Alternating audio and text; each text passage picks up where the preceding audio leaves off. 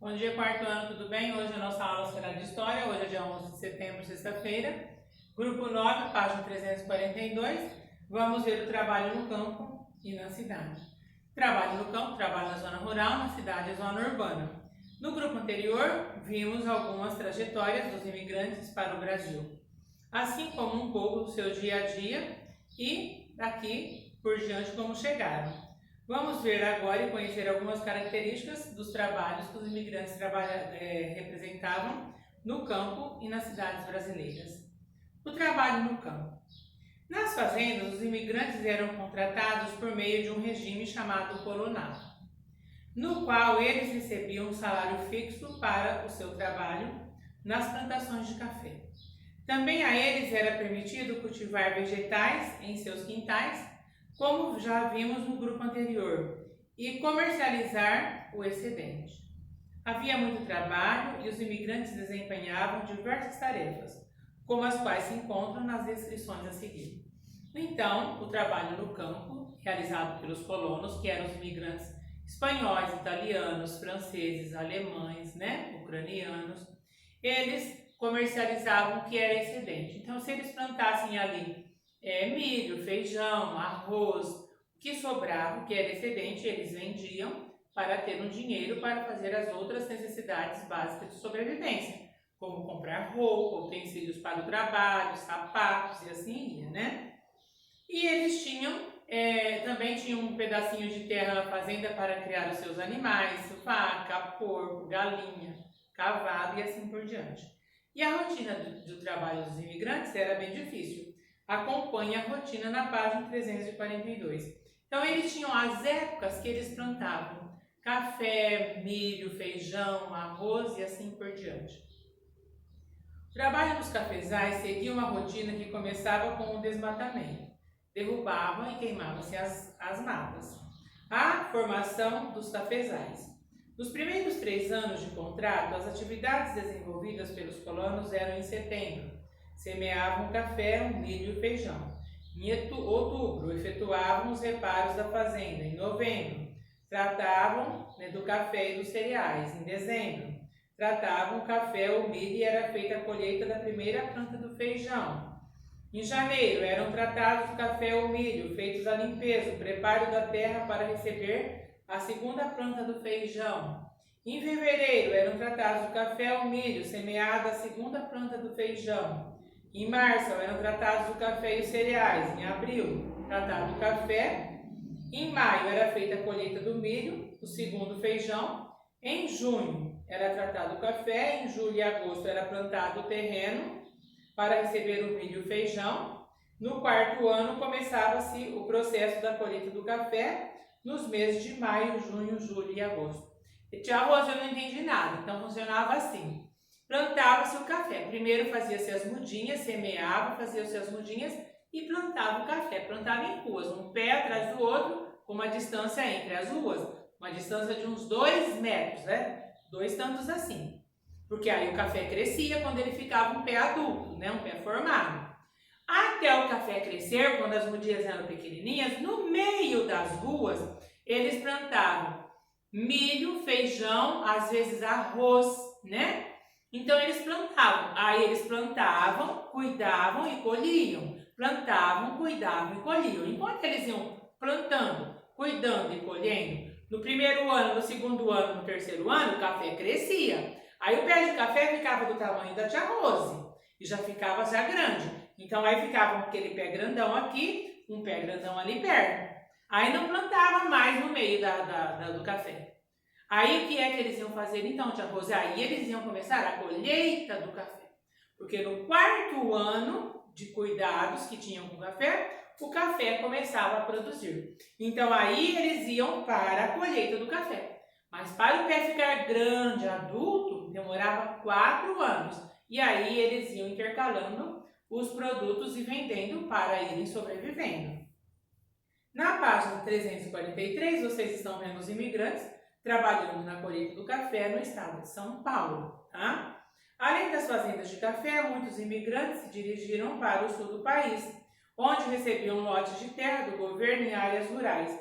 Muitos imigrantes italianos, alemães, poloneses fundaram colônias que deram origem, posteriormente, à cidade de Joinville, que fica no estado de Santa Catarina, de origem alemã, e São Bento e Bento Gonçalves, no Rio Grande do Sul, de origem italiana. O trabalho nas colônias do Sul, né, nos 3 estados do Sul, Rio Grande do Sul, Santa Catarina e Paraná, também não era fácil, pois as terras nem sempre eram propícias para o cultivo de várias propriedades. Encontramos dificuldades para se adaptar aos imigrantes, principalmente às condições de clima desfavoráveis e de moradia. Nós estamos vendo aqui na página 343, nas localidades do Sul, os imigrantes construíram colônias. Essa casa foi construída por italianos em 1889 e está localizada no município de Bento Gonçalves, no estado do Rio Grande do Sul. Então é considerado um ponto turístico no Rio Grande do Sul. Virando a página, o trabalho nas cidades. Operários italianos, na cidade de São Caetano do Sul, no estado de São Paulo, em 1912, no início do século XX. Além do trabalho nos cafezais, muitos imigrantes se fixaram nas cidades, como já vimos. Nas cidades, constituíam a mão de obra de algumas fábricas. Em 1901, primeiro ano do século XX, na cidade de São Paulo, por exemplo, os italianos chegaram a representar 90% dos trabalhadores nas indústrias da cidade. Além de italianos, também trabalhavam portugueses e espanhóis. Fizeram parte do fluxo e que se destinou às cidades para trabalhar. Então, ali trabalhavam portugueses, espanhóis e italianos nas indústrias da cidade de São Paulo. Embora empregados, as longas jornadas de trabalho e os salários baixos tornavam a rotina de trabalho muito difícil. Geralmente, todos os membros da família precisavam trabalhar, incluindo mulheres e crianças. Então, não só os adultos trabalhavam, os homens e as mulheres, mas também as crianças na condição de trabalho infantil. Muitos imigrantes deixavam as fábricas e iam trabalhar por conta própria, como mascates. Mascates são vendedores que vendem de porta em porta, tá? Que a gente fala vendedores ambulantes hoje. Artesãos que fazem artesanato, vendedores, garçons, engraxates, jornaleiros e assim por diante. Nós estamos vendo aqui na página 344 uma figura de imigrantes trabalhando em uma fábrica de louças, que faz peças de louças. Virando a página 345, uma carroça de vendedor de frutas italiano no bairro do Moca, em São Paulo.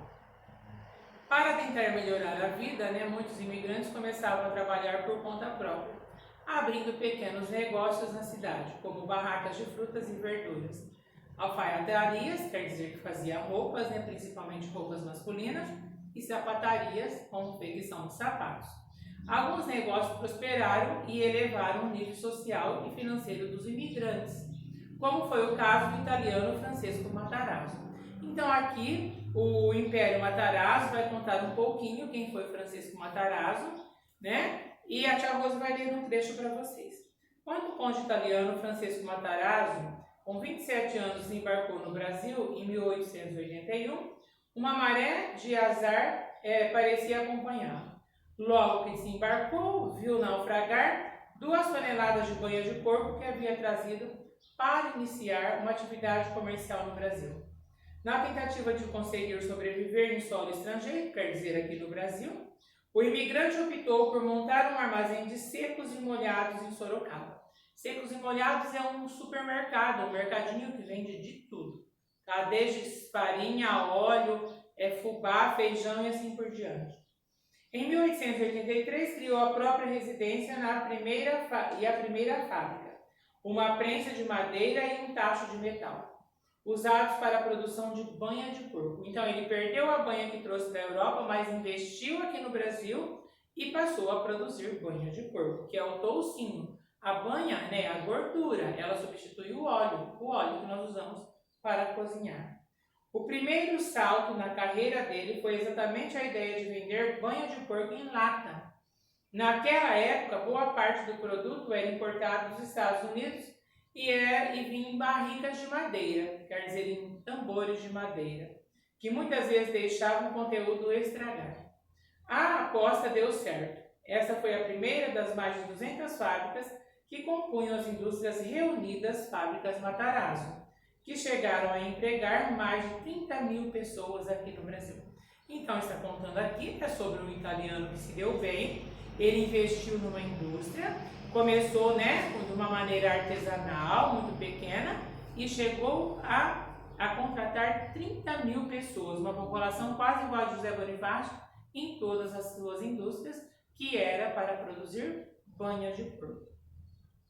Nós temos aqui a página 346, vocês devem fazer as atividades da 346, vocês devem fazer também as atividades da página 347 e para finalizar, vocês devem fazer as atividades da página 348.